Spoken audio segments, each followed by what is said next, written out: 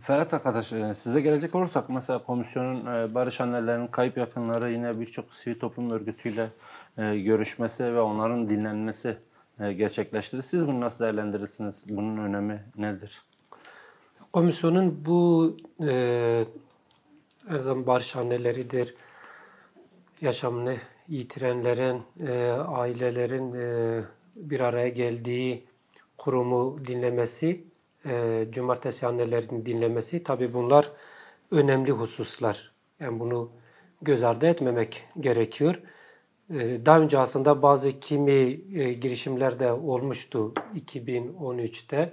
O zaman Akil İnsanlar Heyetleri yine benzer minvalde bölgelere gidip birçok bölgede bazen genel kamuoyuyla bazen de spesifik kimi kurumlarla görüşmeler yapmışlardı. Kanaat önderleridir, akademisyenlerdir, toplumun ileri gelenleridir.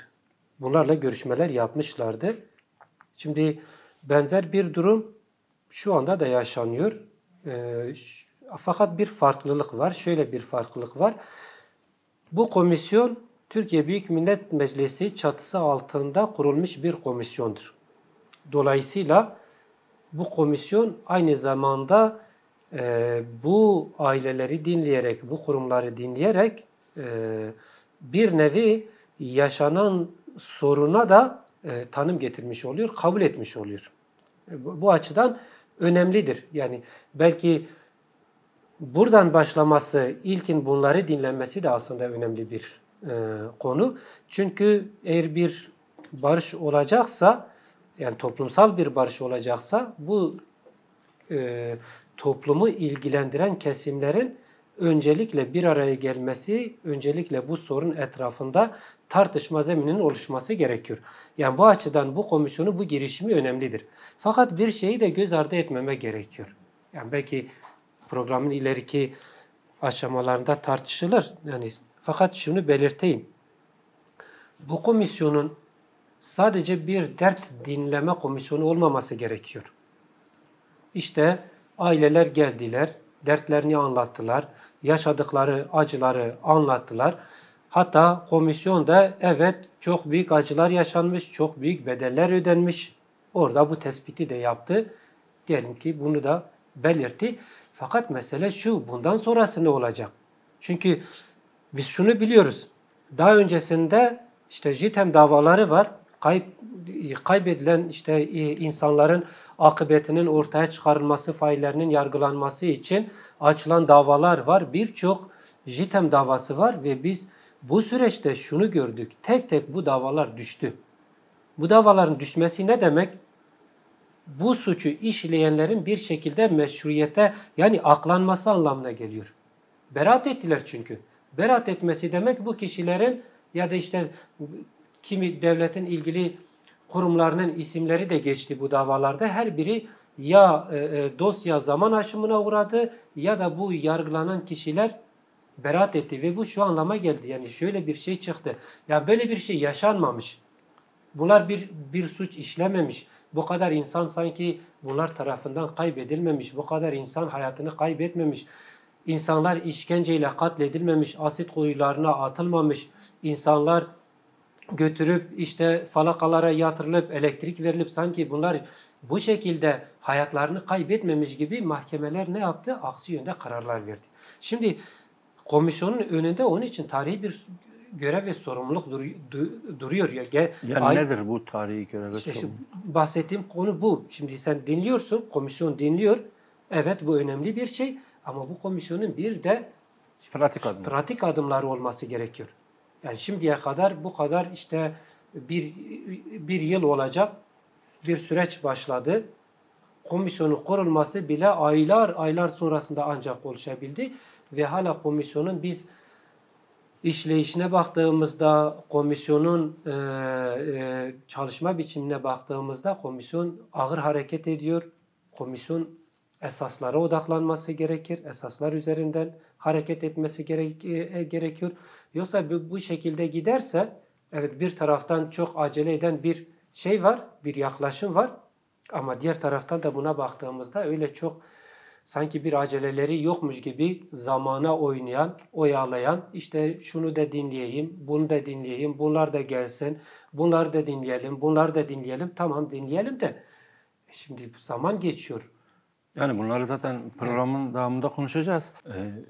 Yani Ferhat arkadaş zaten ana dilde eğitimden bahsetti Ercan Yılmaz da.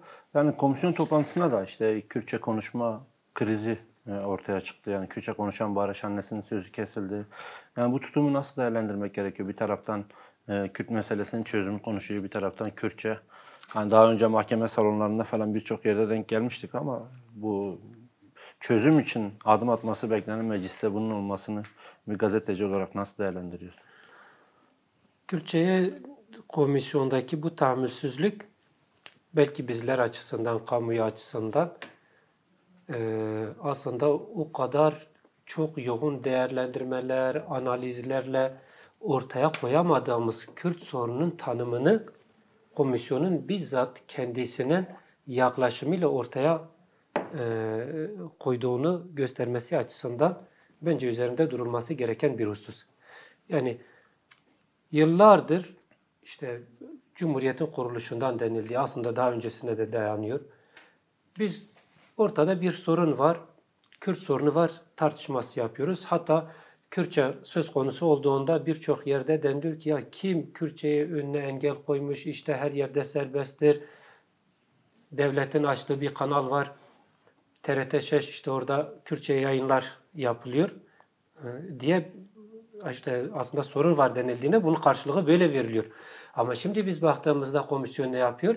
Komisyon Kürtçe konuşmak isteyen, derdini Kürtçe anlatmak isteyen bir anneye ne diyor? Buraya geldiniz, derdinizi sizin Türkçe anlatmanız gerekiyor diyor ve Türkçe burada konuşamazsınız, Kürtçe burada konuşamazsınız diyor. İşte tam da bu hem Kürt sorununun kaynağını gösteriyor hem de Kürt sorunun ne olduğunu gösteriyor aslında.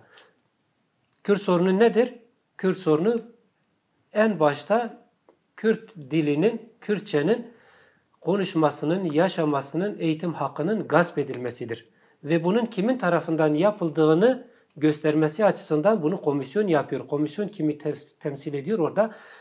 Meclis adına oradadır ve aslında devletin mekanizmasını teşkil ediyor. Dolayısıyla bu sorunun kaynağı da devlettir. Bunu ortaya koyan devlettir, iktidarlardır, siyasal iktidarlardır. Dolayısıyla buradaki Kürtçe tahammülsüzlük bize bunu gösteriyor. Daha öncesinde evet mecliste defalarca işte X dili diye mikrofonlar kesildi, mahkemelerde bilinmeyen dil diye tutanaklara geçildi. Sırf Kürtçe müzik dinlediği diye katledilen onlarca insan var. Daha çok uzağa gitmemize gerek yok. Yani yaklaşık bir ay öncesinden İstanbul'daydı. Bir hafta 10 gün öncesinden de Mersin'deydi. İşte Kürtçe müzik dinlediler diye linç edildiler ve yeri geldiğinde işte ya bunlar bu gündeme geldiğinde bunu yapanlar kimi kendini bilmez işte haddini bilmezlerdir diye söyleniyordu. Bazen baktığımızda iktidar kanadından da bile bunlara tepki geliyor. Ya işte Kürt vatandaşlarımıza nasıl böyle yaklaşırlar diye. Ama şimdi bakıyoruz iktidarın bizzat temsilcisi olanlar bizzat mecliste bunu Kürt halkının temsilcilerinden olan çünkü barış anneleri yıllardır barış mücadelesi yürütüyorlar, emek veriyorlar. Meydanlarda o kadar kötü uygulamalara maruz kaldılar, işkencelere maruz kaldılar, engellendiler. Ama sonuna kadar barışta ısrar ettiler. Şimdi gidip orada barışı dilendirecekler, barışın nasıl olması gerektiğini dilendirecekler. Ama buna karşı bakıyorsun ki bir tepki gelişiyor, tahammülsüzlük gelişiyor. Dediğim gibi tam da bu aslında bu yaklaşım bu sorun kaynağını nereden alıyor? İkincisi bu sorun nedir? Tanımını da ikisini de ortaya koyuyor. Ferhat arkadaş şimdi komisyon çalışmalarını sürdürüyor. Ancak iktidar kanadı ve basını da biraz sıkıntılı. Onlarda da kullanılan halen terör kelimeleriyle cümleler kullanılıyor. Bu söylemlerden vazgeçilmiş değil. Yani bu dil sürece nasıl zarar verir? Sürecin başından itibaren kullanılan terörsüz Türkiye kavramı bu bahsettiğimiz aslında barış ortamının oluşmamasının da en temel nedenidir. Şimdi anketler yapılıyor. İşte toplumun desteği bu kadar arttı, halkın desteği bu kadar arttı. Evet, bir şekilde bu böyle. Ama destekle birlikte hemen sonraki cümlede kaygılar dile getiriliyor. Kaygılar da dile getirilmenin sebebi de kullanılan dildir. Yani 100 yıllık sorunu çözeceğim diyeceksin. Kürt sorununu işte tarihi Kürt-Türk ilişkilerini geliştireceğiz diyeceksin. Orta Doğu'da işte bir rol ve misyonla kalkıp demokratikleşmeye öncülük edeceğiz diyeceksin. Ama sonrasında hemen akabinde de muhatap aldığın tarafı hala terör olarak değerlendireceksin. Bir defa bu sorunun çözümüne katkı sunmadığı gibi daha da derinleşmesini beraberinde getirir ve bu süre uzadıkça artık bir güvensizlik ortamı da yaratıyor. Bilmiyorum, belki iktidarın bilinçli bir tercihi midir, değil midir? Yani bir taraftan bu sorunu işte çözmek istiyoruz diyor ama diğer taraftan da böyle bir dil kullanarak aslında toplumsal desteği engellemek mi isteniyor? Bilemiyorum yani. Demek ki o zaman böyle bir şey var. Yani evet, biz basının dilini eleştiriyoruz ama basının dili de iktidarın dilinden farksız gelişmiyor.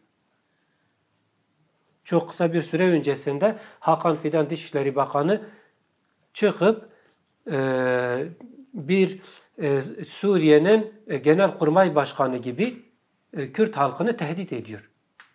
İşte hala oradaki dünyanın neredeyse tamamının aslında demokratik bir gelişimin zemini olarak gördüğü Rojava'daki gelişmeleri hala terör olarak değerlendirip yok işte Suriye ordusu buraya müdahale edecek, burada savaş çıkacak, bunu yapmazsanız başınıza bombalar yağacak ve benzeri değerlendirmeler yapıyor.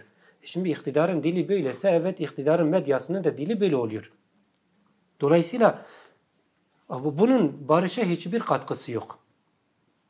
Ve bu bilinçli kullanılan bir dildir. Yani öyle kendiliğinden birilerinin tercih ettiği işte ya biz böyle görüyoruz dediği bir şey de değil. Yani ortaya böyle bir şey çıkıyor. Bu çünkü tahrik edici bir dil. Tiksindirici bir dil. Buna karşı refleks gelişiyor. Doğaldır, refleks de gelişir. Yani daha yapıcı olunması gerekiyor. Daha yapıcı olması gerekiyor. Dediğim gibi eğer sen bu sorunu bu kadar tarihi bir sorunu işte bir demokratikleşmenin zemini yapma açısından çözeceksen o zaman birinci elden senin kullandığın dilden vazgeçmen gerekiyor. Hala bekliyor yani manşetlerde hala işte silahlar ne zaman gömülecek, işte ne zaman teslim olmaya başlayacaklar. Ondan sonra işte gidip entegrasyon adı altında gelip bizim merhametimize ne zaman sığınacaklar ve benzeri. Daha bugün Genelkurmay Savunma Bakanlığı Şırnak'ta yine benzeri açıklamalar yapıyor. Yani terör olarak değerlendiriyor. Terörsüz Türkiye olarak değerlendiriyor. Terörü bitireceğiz, terörü ezeceğiz. Yani terör dediği kimdir aslında? Terör dediği Kürt halkıdır. Kürt halkını böyle tanımlıyor. Basın da böyle. Basın da gazeteciler de çıkıyor böyle değerlendiriyor. Şimdi böyle değerlendirince evet bu sorunun çözümüne dayalı gerçekçi bir yaklaşım görülmüyor. Halkta da bu görülmüyor. Kurumlarda da görülmüyor. İşte komisyon geldi, barış annelerini dinledi, cumartesi annelerini dinledi, yaşamlarını yitirenlerin ailelerini dinledi. Şimdi diyorsun ki bu kadar bedel ödenmiş, bu kadar acı çekilmiş. Sen bunu terör olarak değerlendirdiğinde her şey gitti yani. Her şey boşa düştü. O zaman demek ki bunun bir anlamı yok. Niye dinliyorsun yani? Dolayısıyla komisyonun aslında komisyonun bir sorumluluğu da aslında bu.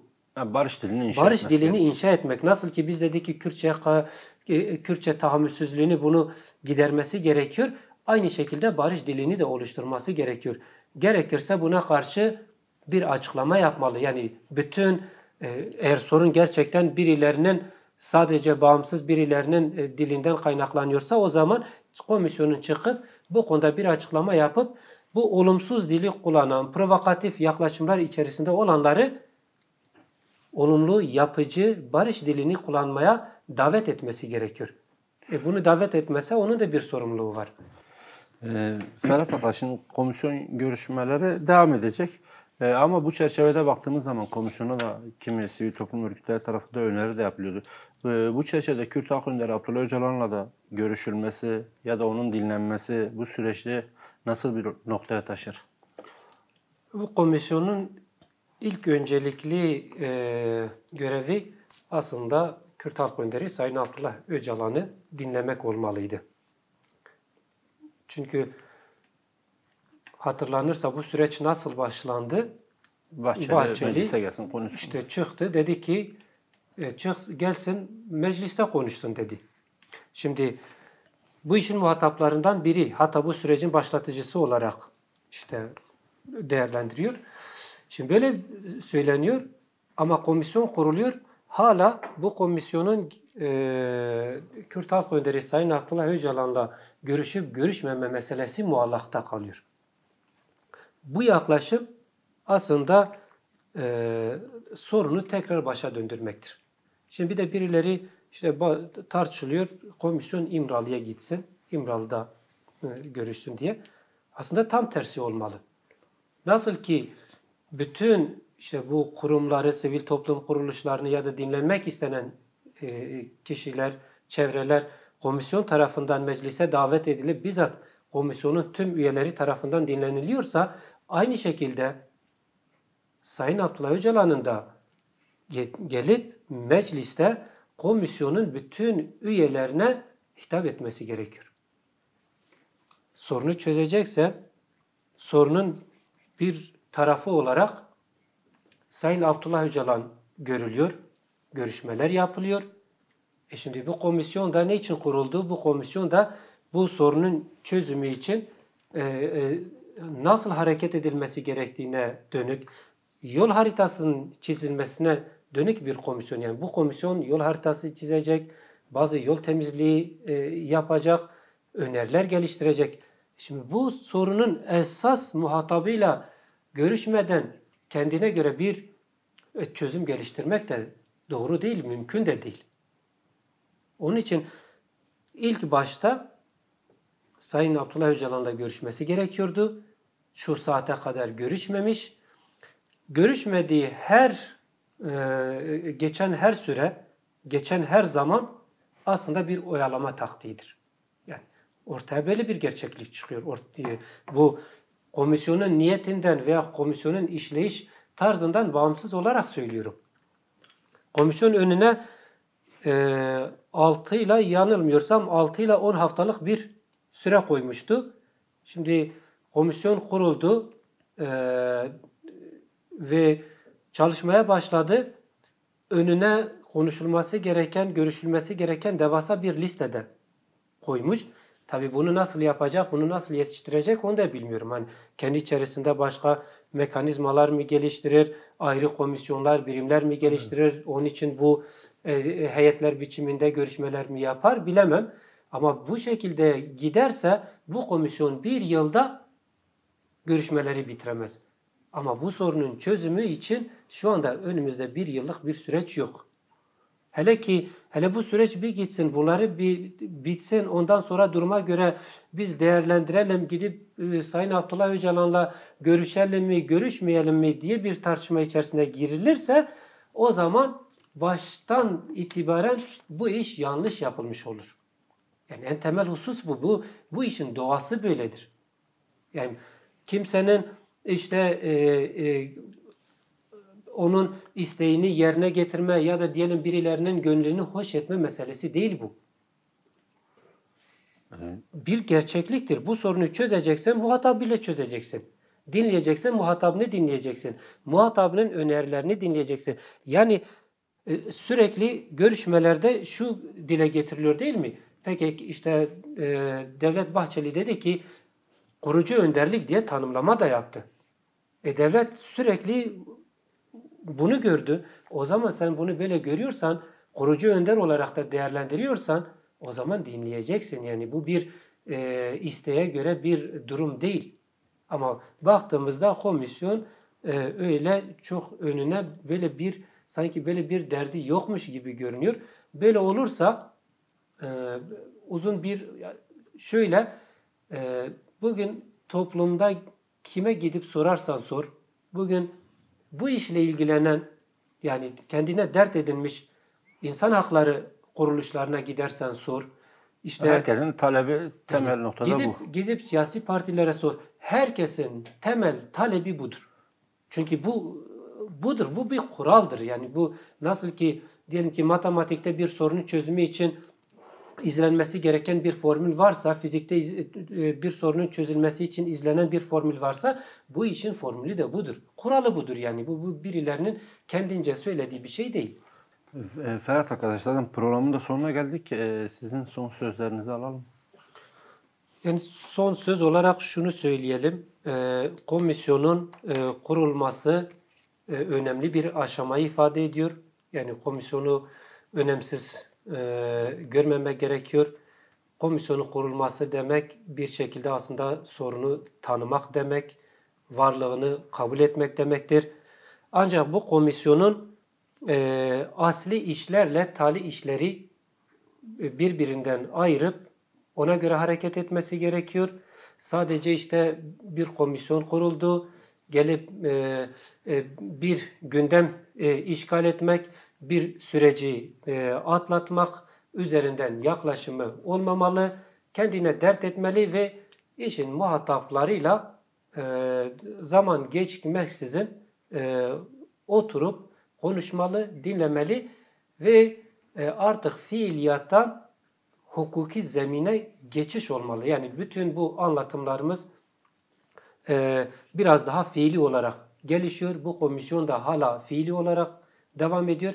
Artık bunların resmiyete kavuşması gerekiyor, hukukileşmesi gerekiyor. Yoksa yarın öbür gün tekrardan başa döneriz.